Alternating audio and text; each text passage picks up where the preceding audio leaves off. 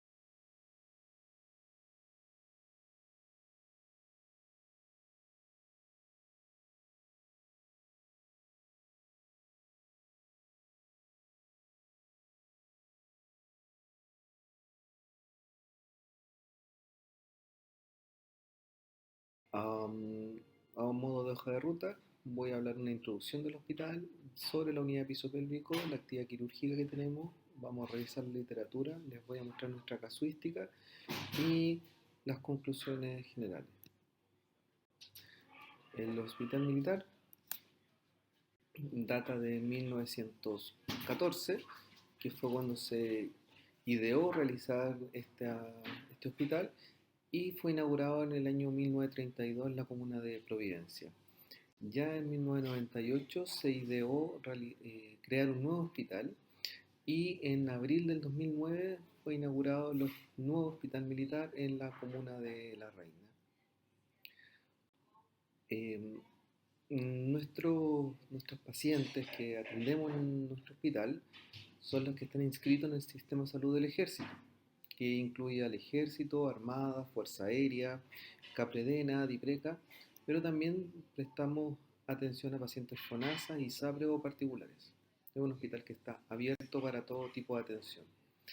De las pacientes beneficiarias, en el censo del 2020 tenemos 103.957 pacientes, de las cuales 41% son mujeres. Y de estas pacientes, la mayor porcentaje es la población que está entre los 55 y los 70 años, que son justamente las pacientes mujeres que más consultan por patología del piso pélvico.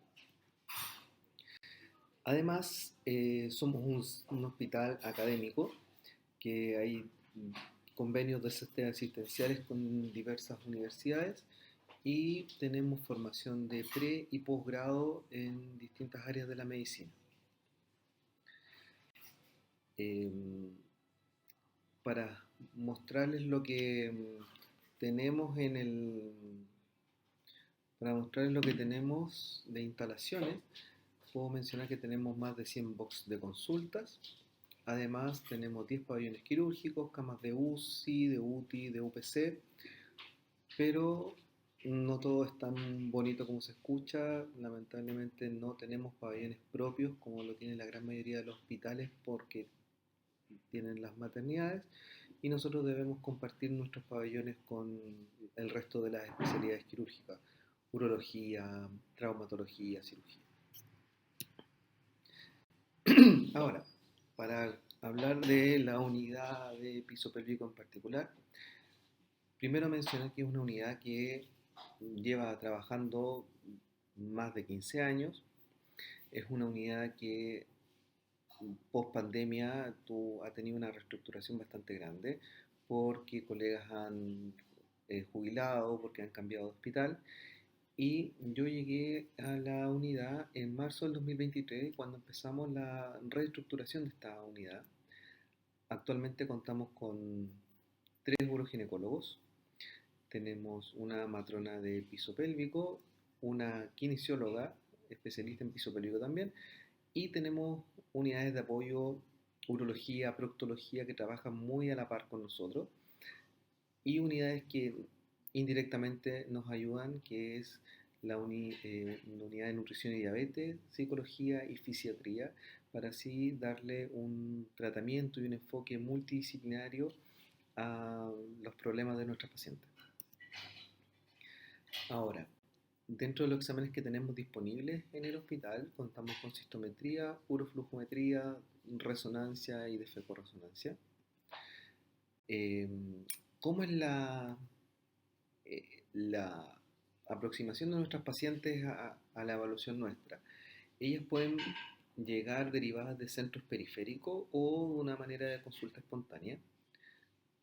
La primera evaluación con el uroginecólogo, lo que hacemos nosotros es rescatar la historia de la paciente, la examinamos y y planteamos un estudio inicial con examen de orina, por supuesto, cistometría y ecotransvaginal si corresponde. A mencionar que las cistometrías las comenzamos a realizar el año 2023 y ese año realizamos 45 cistometrías. El año 2024 realizamos 114 y a lo que va a la fecha de este año 2025 llevamos 55 cistometrías realizadas.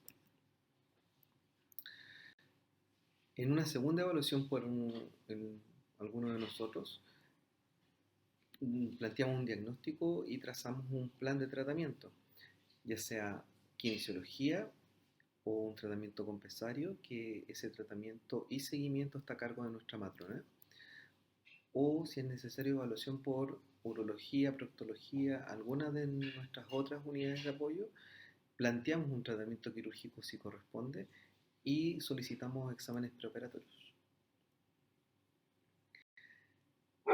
Con respecto a al Policlínico de Pesarios que realiza nuestra matrona, inició en el año 2010, ahí inició su registro y a la fecha tenemos 149 pacientes, de las cuales 69% están activas.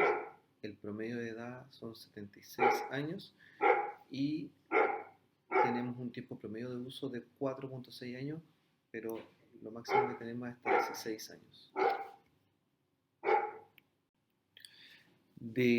El total de pacientes, 104 son activas y 45 están inactivas. Y de esas pacientes inactivas, a mencionar que las causas por las cuales ya no están usando pesarios es porque 15 se han operado, 14 fallecieron lamentablemente, y hay algunas que ya no tienen necesidad y otras que se ha perdido el seguimiento por abandono o por traslado a las pacientes. Ahora, mencionar que esta unidad presentó el año 2020 un trabajo que fue publicado sobre la calidad de vida, las complicaciones y la satisfacción de las pacientes usuarias de pesario. Ya una vez que hemos tenido el diagnóstico de las pacientes, presentamos a las pacientes a operar en reunión de tabla, las discutimos en base al diagnóstico que tenemos, la edad, el performance status que tengan las pacientes, las comorbilidades y exámenes complementarios. Si es que fuera necesario los solicitamos o reevaluamos clínicamente a la paciente entre los tres uroginecólogos y en general con nuestra matrona presente. Si necesitamos exámenes complementarios, en el hospital contamos con uroflujometría y de fecorresonancia. Y si requerimos urodinamia o ecografía de piso pélvico, esas las solicitamos como prestación externa y las pacientes vuelven con el examen realizado entre 30 a 60 días. Rápidamente podemos darle una prestación adecuada a nuestros pacientes. Dentro de la tercera evaluación que realizamos, revisamos todos los exámenes solicitados, vemos y programamos la cirugía, le damos la fecha a la paciente y si es necesario, por alguna comorbilidad, derivamos al anestesiólogo para que realice esta evaluación preoperatoria. Luego de la cirugía, las pacientes pasan a controles postoperados a la semana, al mes, a los 3 meses, a los 6 meses y a los 12 meses. La ventaja que tenemos nosotros en el hospital es que el seguimiento de nuestras pacientes es permanente. Nuestras pacientes no solamente vienen con nosotros por patología de piso pélvico, sino que ellas permanentemente se van a controlar con nosotros y lo más habitual es que hacemos controles anuales a pacientes por el resto de su vida. Con respecto a la actividad quirúrgica, mencionar que hemos ido aumentando nuestra capacidad quirúrgica. En total, desde el 2023 al 2025, llevamos 225 pacientes resueltas quirúrgicamente. El año 2023 fueron 77 pacientes, el 2024 aumentamos ese número a 102 y ahora en los 5 primeros meses del año ya llevamos 46 pacientes. Así que probablemente este año operemos más que el año pasado. Acá, a modo de resumen de las cirugías que hemos realizado, de las diferentes técnicas de corrección de patología de piso pélvico, realizamos colposacropexia, fijación a ligamentos sacroespinosos, TBT, reparación anterior o posterior, histerectomías vaginales, y ese año no realizamos ninguna fijación alta al útero sacro.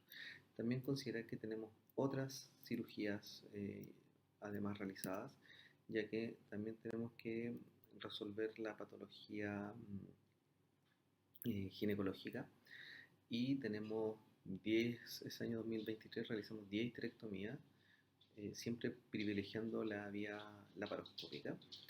Además, realizamos varias histeroscopías, laparoscopías por otras causas, patología vulvar. Tuvimos una fístula vaginocutánea de una cirugía del año 2013 de una cinta transobturadora que realizó esta fístula y finalmente le hicimos la extirpación completa de esta malla. Y tuvimos una reoperación que fue secundaria a una perforación uterina durante una histeroscopía. Se sospechó lesión intestinal y ahí en ese momento se solicitó el apoyo de coloproctología, se realizó una laparotomía en ese momento y por suerte solo había un deserosamiento de intestino. Se reparó en ese momento y la paciente se fue al día siguiente alta sin ninguna complicación extra, además de la laparotomía. Ahora, el año 2024, que aumentamos bastante los números, aumentamos nuestro número de colposacropexia, de TBT y agregamos fijación alta al útero sacro que no habíamos realizado. Dentro de nuestras otras cirugías persisten la histerectomía, la histeroscopía como nuestra segunda mayor cirugía, laparoscopías por diferentes causas de predominio anexial y una paciente con un bartolino y tuvimos una reoperación que fue lamentablemente por una lesión ureteral en la histerectomía laparoscópica. Una paciente que a los 5 días evolucionó con dolor y distensión abdominal, que la evaluamos ecográficamente y luego con escáner y tenía uroperitoneo y finalmente se constató una lesión ureteral. Se mantuvo con antibiótico algunos días y al 7.º día, si no mal recuerdo, se hizo una laparotomía y se hizo una reimplante ureteral. Esa paciente a la fecha está bien, sin ninguna secuela de su complicación quirúrgica. Ya, el año 2025 a la fecha tenemos 46 pacientes operadas y podemos ver que hemos aumentado el número de úteros de fijación a útero sacro alto. Llevamos también 8 colposacropexia, 4 fijación a ligamento sacroespinoso, 11 TBT y dentro de nuestras otras cirugías llevamos 11. Dentro de esta otra cirugía tenemos 3 histerectomías, 2 laparoscópicas, 1 abierta, 4 histeroscopías, realizamos una esterilización vaginal y lamentablemente tenemos 3 reoperaciones. Dentro de las 3 reoperaciones que tenemos, yo particularmente creo que la de mayor gravedad fue un hemoperitoneo post-histerectomía abierta. La paciente evolucionó a las 24 horas de la cirugía con distensión y dolor abdominal. Se realizaron imágenes, las cuales evidenciaron líquido libre. La paciente hemodinámicamente estaba estable. Se reoperó, se hizo una laparotomía exploradora, con lo cual se evidenció que había un vaso venoso ovárico que estaba sangrando. Se terminó esa cirugía y la paciente se fue sin complicaciones al día siguiente, subsiguiente. Nuestra segunda reintervención es una paciente postoperada de una histerectomía vaginal que se le realizó una laparoscopía exploradora porque a la semana de la cirugía consultó por dolor, fiebre, tenía un absceso de cúpula, un hematoma de cúpula vaginal infectado y para acelerar su recuperación se decidió realizar una laparoscopía. Se lavó y se hizo aseo de ese hematoma, mantuvo su antibiótico y se fue dada de alta sin complicaciones. Y la tercera que hemos tenido que reoperar este año es una paciente que post-TBT realizó una retención de orina que no respondió a la cateterización intermitente y por eso hubo que operarla y soltar la cinta suburetral. Entonces, ¿qué es lo que dice la evidencia? ¿Estamos haciendo las cosas bien? ¿Estamos haciendo las cosas mal? Entonces, yo quise traer aquí 2 trabajos con un N bastante grande y una revisión Cochrane. Este primer trabajo que les quiero mostrar es un trabajo que eh, compara las diferentes técnicas de reparación apical en la cirugía de prolapso. Son 11 centros médicos, un estudio de cohorte, más de 9.000 pacientes y con un seguimiento a más de 14 años. Y los datos demográficos de estas pacientes, y muy importante esto, es que tanto la edad el índice de masa corporal, la paridad, la raza de la paciente. Ninguna de esas fueron, hay una distribución al azar de estas pacientes, no hay, no hay nada, no hay una distribución específica, todo es al azar dentro de estas pacientes y lo que sí a mencionar es que el grupo de pacientes en colpocleisis tuvo mayor cantidad de pacientes con comorbilidades y de los procedimientos concomitantes llaman dos mayormente la atención. El primero es que solo el 15% de las pacientes en el grupo de colpocleisis se le realizó histerectomía versus que al 90% del grupo de útero sacro alto se le realizó histerectomía. Ahora, acá se muestra que la reoperación en cada uno de los grupos y mencionar que significativamente hay diferencias, siendo el grupo con menor reoperación por recurrencia del prolapso el grupo de la colpocleisis, seguido por el grupo de la colposacropexia. Y que en el grupo, en el porcentaje de reoperación por complicaciones o secuelas, el que presenta mayor porcentaje de reoperaciones es el grupo de pacientes con colposacropexia. Son dos cosas muy importantes a mencionar. Ahora, los resultados mostraron diferencias significativas entre los distintos tipos de técnica y mostrando que el procedimiento índice que se realizó fue el único predictor significativo de reoperación. Es así como la tasa de reoperación por cualquier causa, en general, comparando las técnicas reconstructivas, no hay diferencias significativas y mostrando que la reoperación por cualquier causa es significativamente menor en el grupo de colpocleisis. Mencionar también que la tasa de reoperación por complicaciones, la más alta fue la colposacropexia.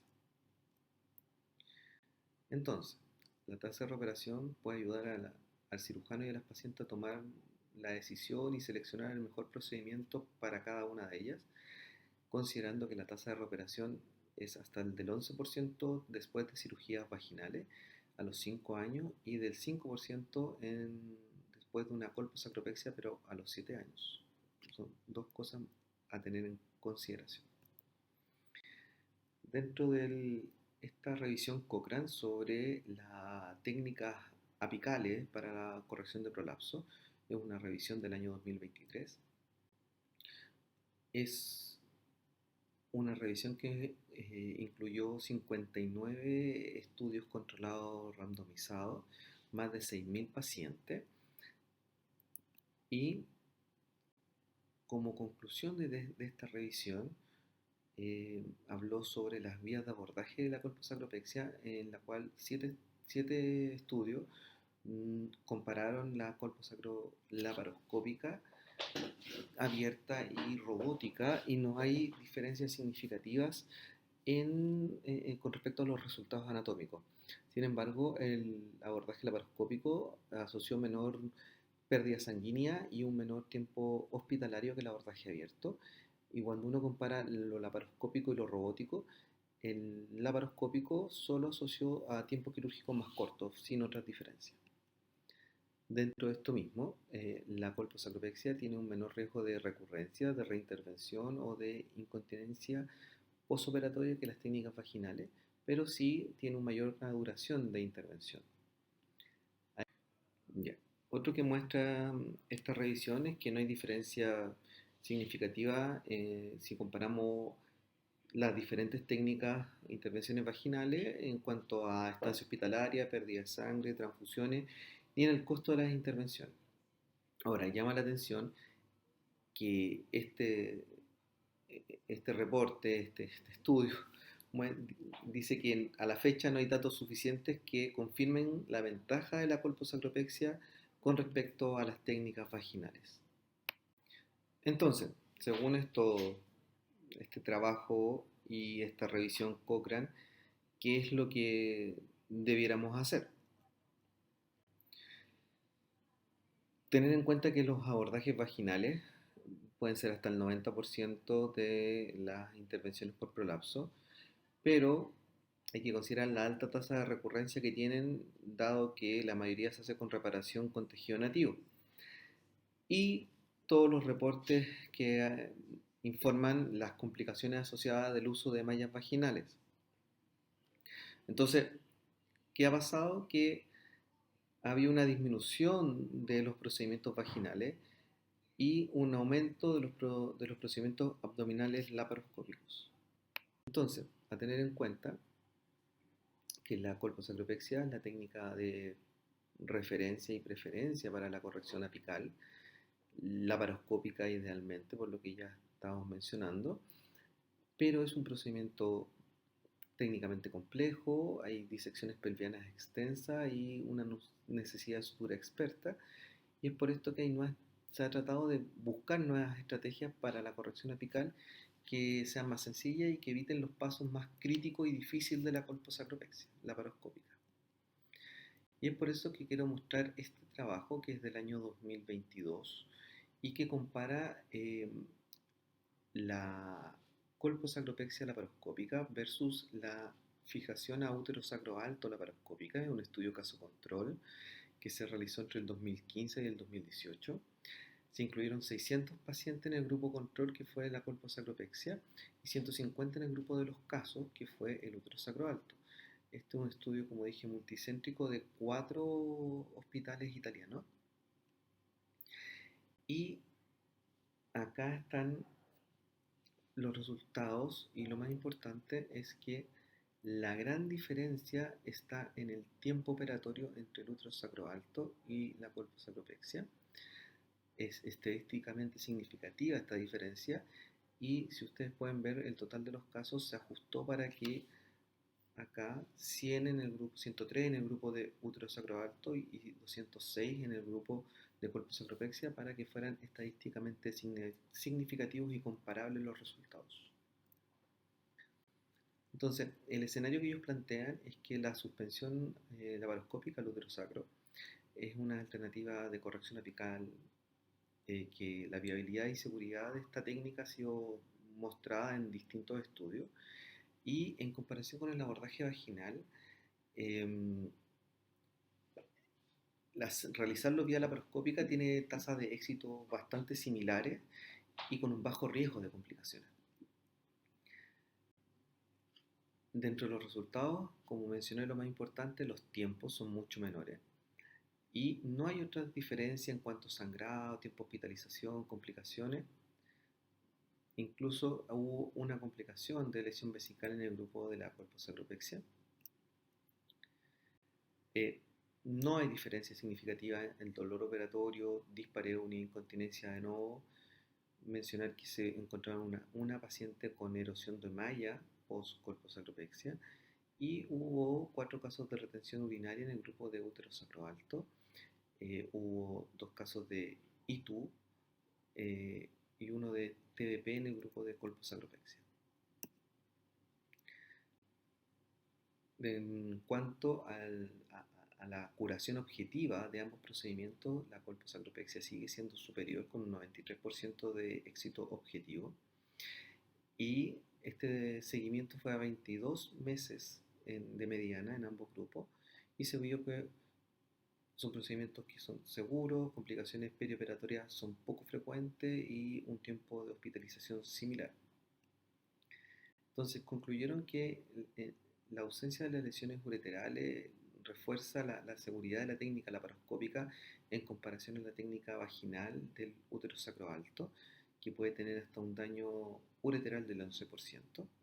Y lo importante es que esta visión ampliada del campo operatorio permite una disección más precisa, mejor colocación de la sutura y una mejor visualización de las estructuras vitales.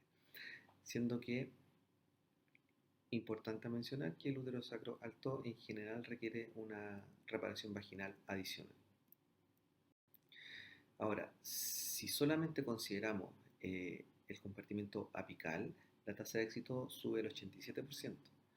Y esto hace que la fijación a útero sacro alto vía laparoscópica eh, pudiera tener un papel muy importante en pacientes que se requiere de realizar una histerectomía, que tengan contraindicaciones al uso de malla, o en pacientes que tengan múltiples patologías y que sea recomendable un tiempo operatorio más corto. Entonces, ¿qué decidió nuestra unidad? ¿Qué pensamos nosotros? Y creemos que lo más importante es esto, la visión, poder ver bien lo que estamos haciendo, poder ver bien los planos quirúrgicos, poder ver bien dónde vamos a estar poniendo los puntos. Y es por esto que definimos comenzar con colposacropexias laparoscópicas y además con fijaciones a útero sacro alto también vía laparoscópica. Lo que hemos hecho hasta el momento es que el año 2023, cuando comenzamos a realizar esta cirugía, solo realizamos dos colposacropexia laparoscópica. El año 2024 realizamos 9 y prácticamente llegamos al 50 y 50%. Y ya en 2025, de las 8 que llevamos 2 vía laparotomía y 6 vía laparoscopía. O sea, en total, hasta la fecha llevamos 17 pacientes operadas. Y de estas pacientes operadas, el promedio de edad son 58 años, el rango de edad entre 42 y 70, y a 13 de ellas les realizamos histerectomía, 11 necesitaron cintas suburetrales y a 2 perineoplastia. ¿Y qué pasa con nuestro tiempo? Nuestros tiempos han ido disminuyendo. El rango de tiempo es entre los 135 y los 300 minutos. Y el promedio en total de las 17 cirugías son 220 minutos. Pero a mencionar que en las últimas 7 cirugías el promedio es 190 minutos. Entonces hemos ido disminuyendo los tiempos, hemos ido siendo más eficiente y más adecuada nuestra cirugía para no tener tiempos quirúrgicos tan extendidos que finalmente es contraproducente para los pacientes y para el equipo quirúrgico. Por suerte no hemos tenido ninguna complicación intraoperatoria y hemos tenido 3 complicaciones postoperatorias: una paciente con una equimosis de pared, una paciente con una retención de orina y una paciente con hematuria. Esta paciente con hematuria, después del estudio por urología, con imágenes, con cistoscopía, finalmente se concluyó que fue por la manipulación uretral con el movilizador durante el TBT. Nuestros tiempos de estadía son bajos, de 1 a 3 días. La única paciente que estuvo 3 días fue la paciente que mencioné de la complicación por hematuria, pero todo el resto de las pacientes se fueron al día siguiente de la cirugía. Ya, con respecto a la técnica que ocupamos, eh, la hemos estandarizado, siempre hacemos los mismos pasos y eso ha contribuido a nuestra disminución en los tiempos quirúrgicos. Primero realizamos una liberación de adherencia, luego pexiamos el sigmoide al flanco izquierdo.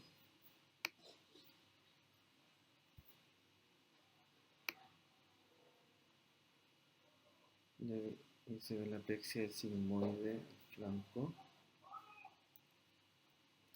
Luego hacemos histerectomía si corresponde y disección del plano vesico-vaginal. Ahí se puede ver disecado el plano vesico-vaginal y vemos dónde tenemos que poner los puntos. Luego pexiamos el muñón cervical o la cúpula vaginal del puerto suprapúbico. Y ahí eso nos da mejor exposición de los planos, mejor exposición de los puntos donde debemos poner la sutura.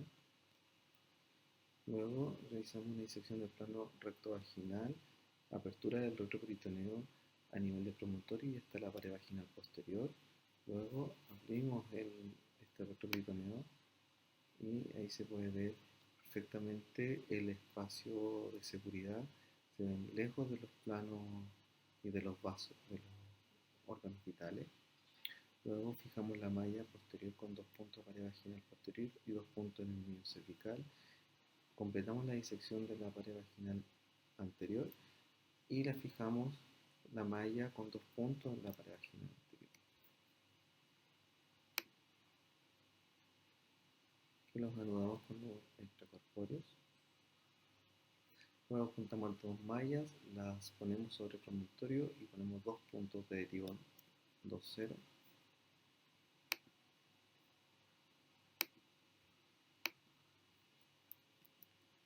Finalmente realizamos una perotonización de la malla.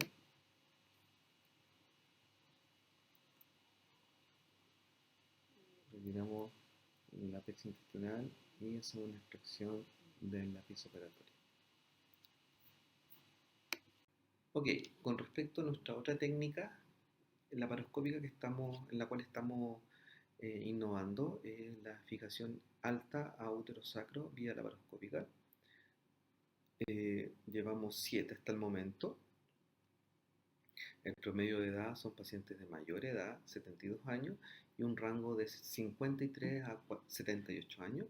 A 3 de ellas le hemos realizado esterectomía, 2 hemos realizado TBT, a 3 le hemos realizado perineoplastía, con tiempos operatorios significativamente más cortos, entre 95 y 200 minutos, que ha sido el rango, pero el promedio ya está levemente superior a las 2 horas, 129 minutos, que es un tiempo bastante óptimo para este tipo de cirugía. Complicación intraoperatoria, tuvimos una intraoperatoria que fue una fibrilación auricular, fue una complicación médica secundaria a anestesia, y postoperado tenemos una retención de orina y una infección urinaria. Los tiempos de promedio de hospitalización también son de 1 a 2 días. La paciente que se quedó 2 días fue la paciente que realizó la fibrilación auricular, pero todo el resto de los pacientes se han ido al día siguiente. Y también tenemos una técnica estandarizada. También lo primero es liberar las adherencias, histerectomía si corresponde, y identificación de los úteros sacros y uréteres. Uréter acá, ligamento uterosacro. Esta es una paciente con un prolapso estadio 4 sin útero. Entonces vemos unos vestigios de uterosacro. Luego traccionamos el útero sacro izquierdo y ponemos un punto a nivel de la espina ciática. Entonces ahí estamos cargando la aguja en el porta, se pone este punto en el ligamento uterosacro, lejos del uréter, de afuera hacia adentro, pero teniendo súper a la vista todas las estructuras. Luego ponemos un punto, 1 o 2 puntos en el tercio medio del uréter, perdón, del útero sacro. Aquí vemos cómo está puesto el punto a nivel de espina ciática, uno en el tercio medio, y me quedó mucha distancia, así que aquí estoy poniendo otro punto a nivel casi en la base de la cúpula vaginal. Y ahí seguimos con esta sutura, que en general ocupamos Prolendo 0. Luego de eso ponemos 2 puntos en la cúpula vaginal y luego vamos por el lado contralateral hasta la espina ciática derecha. Aquí vemos cómo ponemos punto a nivel de la cúpula. Ahí el ayudante medio traccionado antes esto para no girar tanto la aguja, pero ahí ya reposicionamos, se saca la aguja y la idea es ir a montar inmediatamente la aguja para quedar listos para el siguiente punto. Y finalmente realizamos un nudo extracorpóreo, con lo cual logramos la aplicatura de los ligamentos uterosacros sobre la cúpula vaginal con obliteración parcial del fondo de saco. Entonces ahí se puede observar cómo sube la cúpula, se acorta el ligamento uterosacro y se pueden ver perfectamente el resto de las estructuras vitales y estamos lejos de cualquier complicación. Ahora, a modo de conclusión, este es nuestro equipo, es un servicio pequeño, dado que no tenemos maternidad, nos dedicamos solamente a la patología ginecológica. Tenemos las ventajas y desventajas de ser un equipo acotado, pero por suerte tenemos la verdad, un muy buen ambiente, muy buen ambiente laboral en nuestra familia hospitalaria y queremos que seguir avanzando y queremos que ser mejores cada día. Eh, Remencionar que somos una unidad que estamos en renovación, que ya llevamos un tiempo funcionando con directrices claras, con protocolos, realizando nuestros estudios y nuestros tratamientos a los pacientes de una manera bastante estandarizada. Creemos que todavía tenemos una gran oportunidad de crecimiento, de hacer cosas, de innovar, de hacer mejor medicina para nuestros pacientes, ya que creemos que tenemos el tiempo, los recursos para darles medicina de calidad y además complementar que existe el proyecto tanto en el hospital como en el servicio de incorporar internos de medicina y médicos en formación en obstetricia y ginecología, lo cual haría que nuestro servicio creciera aún más. Y bueno, así como mi familia hospitalaria, acá está mi familia fuera del hospital, que gracias a ellos y el apoyo que me han dado también estoy donde estoy. Así que muchas gracias por la atención, espero que les haya gustado esta presentación.